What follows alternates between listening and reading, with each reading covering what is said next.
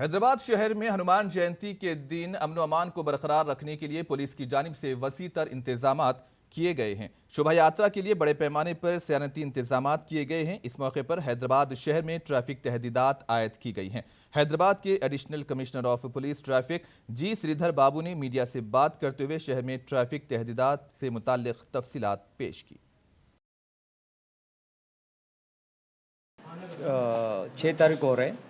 इसी के लिए पूरा अच्छा तरीका से इंतज़ाम पुलिस डिपार्टमेंट से हुआ है। इसका वास्ते से ट्रैफिक रेगुलेशन कैसा होता है बोल के आपको विनती करने के लिए डाइवर्शन रहते हैं। उसमें पहले ये टेम्पल के पास स्टार्ट होने के बाद वो शंकरशेर होटल से एस ए बाज़ार से आने वाला का ट्रैफिक को रोक के प्रोसेशन आगे जाने के बाद इवन आंध्रा बैंक तक आने के समय तक भी वो ट्रैफिक रोक के और जीपीओ से आने वाला ट्रैफिक को भी रोके और चादरगढ़ आने वाला से ट्रैफिक को भी डाइवर्ट करके ये प्रोसेशन को इम्पोर्टेंस देके कंटिन्यू करने के लिए हम प्लान किया। ऐसा है कि रामकोटी से फिर काचीगुड़ा एक्सरोड्स आते हैं।